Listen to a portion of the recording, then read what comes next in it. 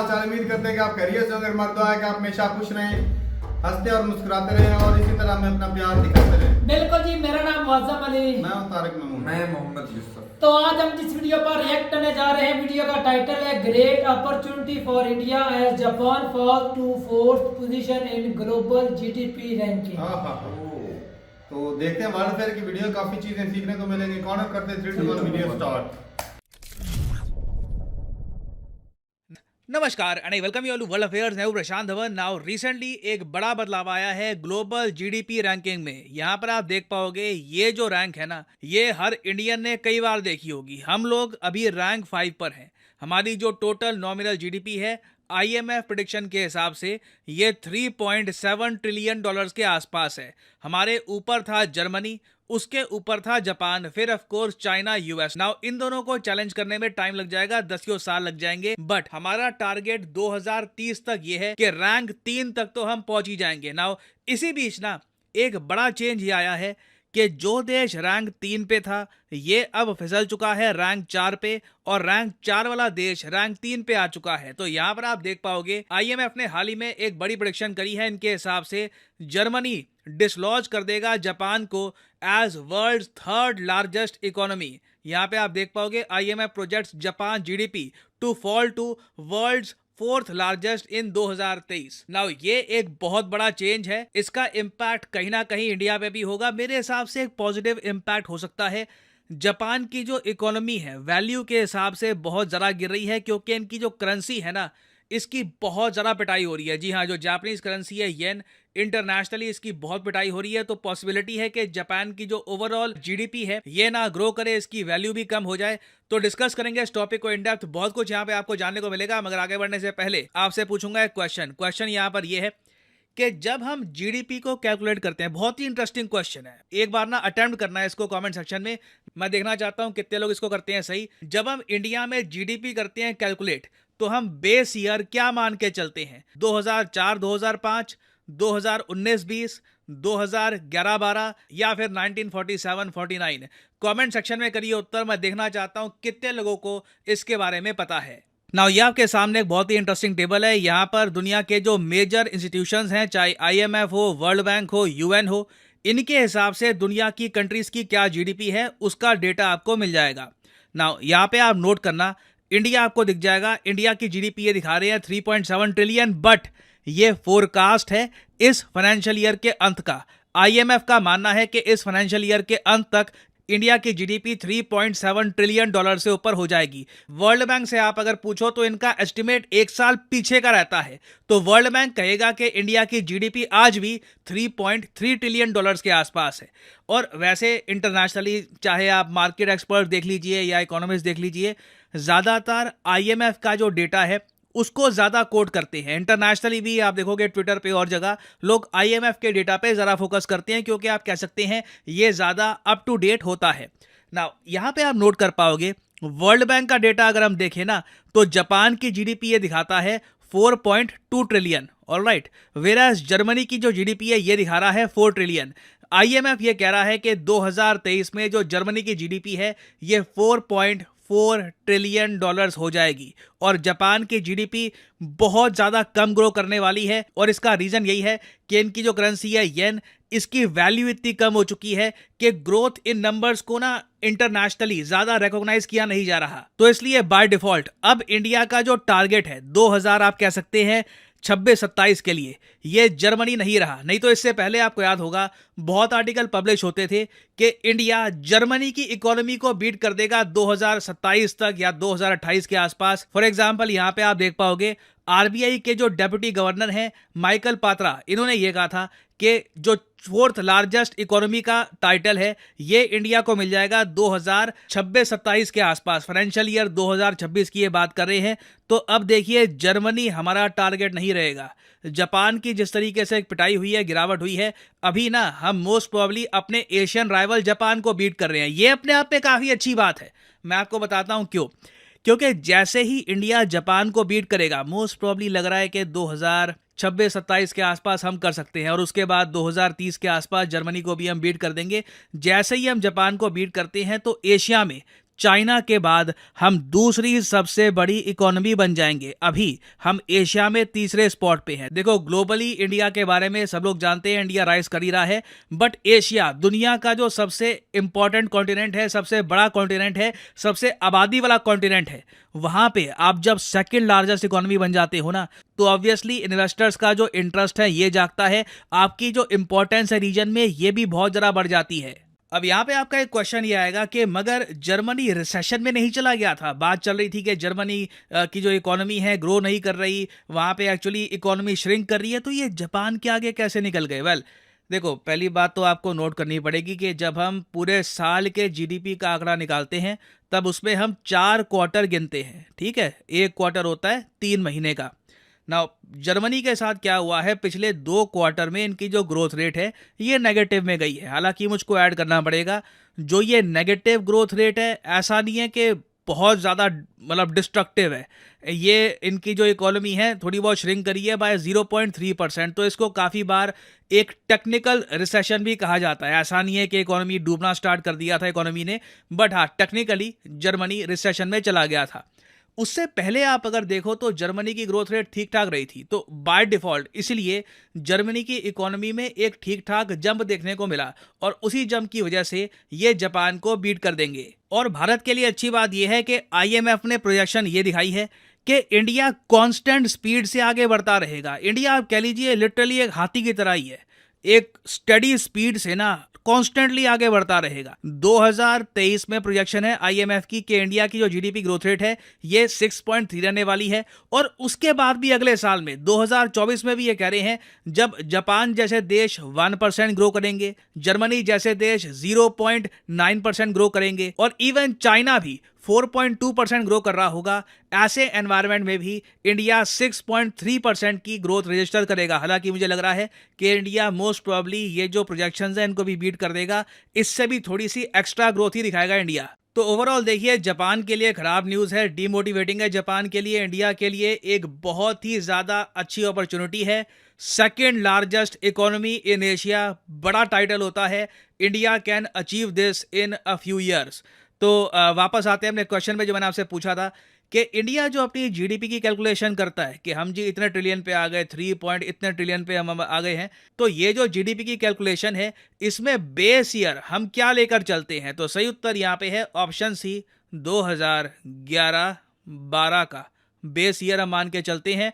हालांकि बीच में बातचीत हुई थी कि शायद ये जो बेस ईयर है हम 2020-21 को कर दें, इस साल या अगले साल, बट अभी के लिए सरकार ने कहा है कि नहीं, हमारा जो बेस ईयर है ऑन कांस्टेंट प्राइसेस ये 2011-12 का ही रहेगा। और फाइनली यहाँ पर मैं ये भी ऐड कर दूं कि आप किसी भी एग्जाम की तैयारी कर रहे हैं, चाहे एसएससी, यूपीएससी, बैंक, आप परचेज कर सकते हैं अनअकैडमी के क्वालिटी कोर्सेज। कमेंट सेक्शन में जाइए, पिन कमेंट में यहाँ पे आपको मिलेंगे link. For example let's say आपको प्रिपेयर करना है यूपीएससी के एग्जाम के लिए, तो यूपीएससी के लिंक पर यहाँ पर करिए क्लिक, और यहाँ पे आप परचेज कर पाएंगे अनअकैडमी का यूपीएससी कोर्स। बट जो प्राइसेस यहाँ पर लिखे हैं, don't ever pay these prices. Simply यहाँ पर कोड डालिए PD10 and the prices will start falling and you will be able to save a lot of money. So use the code PD10 and save money. और इसी note के साथ ये है video का अंत। Thank you for listening. May the gods watch over you.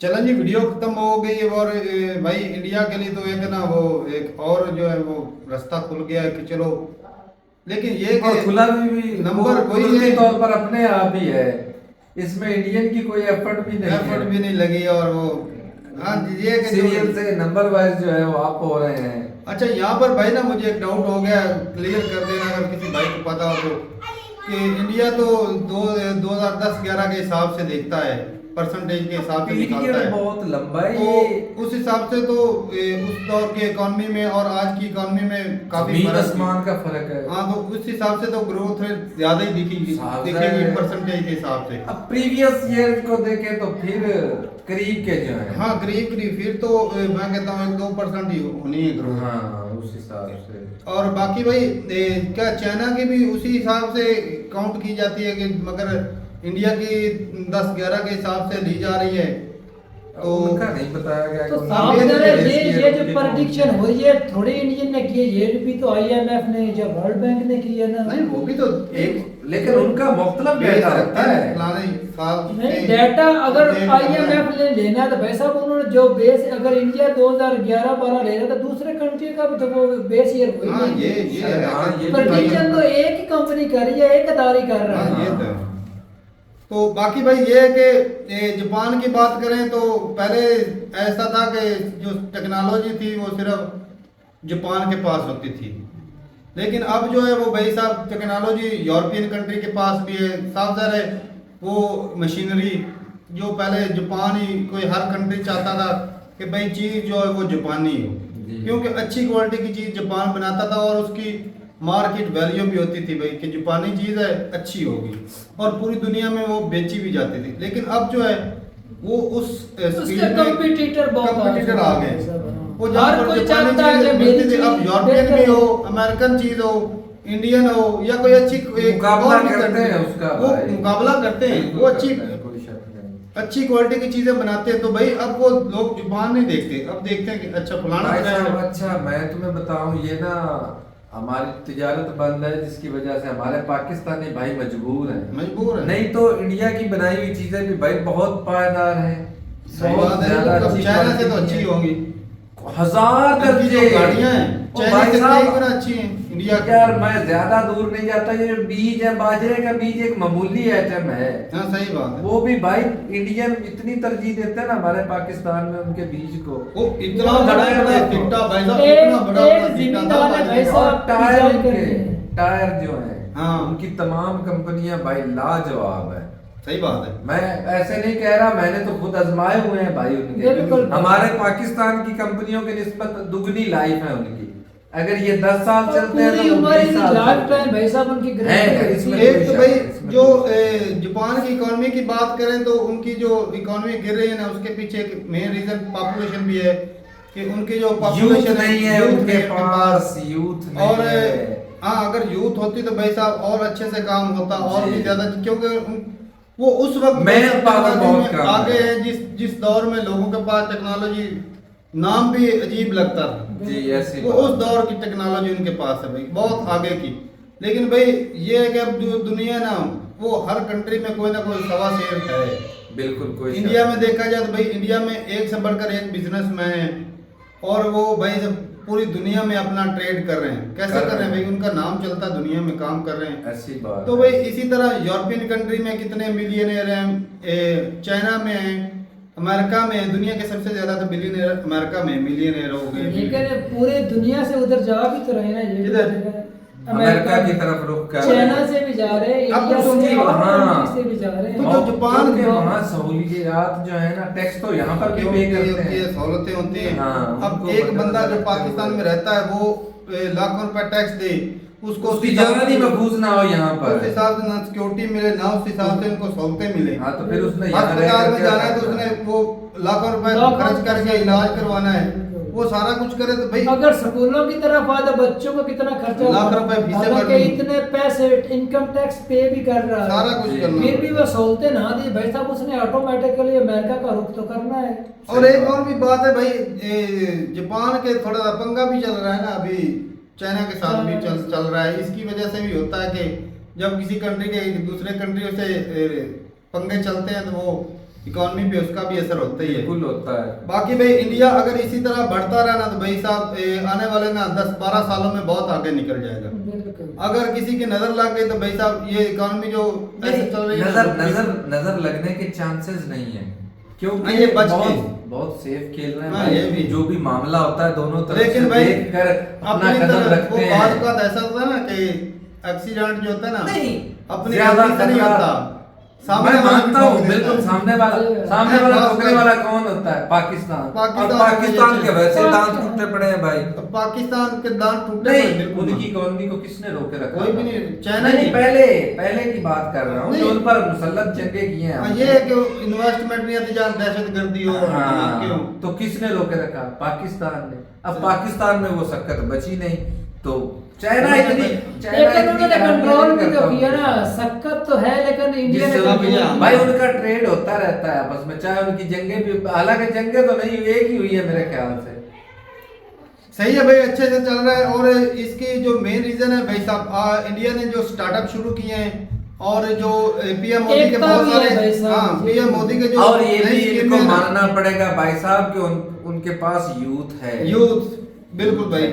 Youth और है। जो नई स्कीमें लेकर आए ना, जो लखपति दीदी, इस तरह की जो स्कीमें थी ना कि गांव जो यहाँ छोटे लेवल production पर, नहीं छोटे होती, तबके के लोगों को वहाँ के support लोगों को भी करना। रोजगार मिलेगा, जो वेले फिरते हैं उनको भी काम किसी मिलेगा। ना तो किसी काम धंधे में लग जाते हैं, वो भी भाई साहब जरा- कंट्री में कोई ना कोई खिदमत दे रहे होते हैं। पैसा बंदा तभी खर्च पाता है जब बंदे के पास पैसे पैसा हैं। सही और बात है। एक गरीब कंट्री है, एक पाकिस्तान एक मिसाल की बात है, गरीब नहीं, है। अब देखो ना G20 में भाई उन्होंने वो छोटे से छोटे जो हमारे गांव लेवल में होते हैं, कुम्हार टाइप के नहीं, होते हैं, वो अच्छी बात, मतलब एक उनकी जो प्रोडक्ट talent को है। भी भाई दुनिया में मनवाया मनवाया, ताकि बिल्कुल। वो उनका मन और लगे। अब एक वो और इसराइल, उसकी पर कैपिटल इनकम 60-70 हजार डॉलर के करीब जाती है, पाकिस्तान की 1500 है।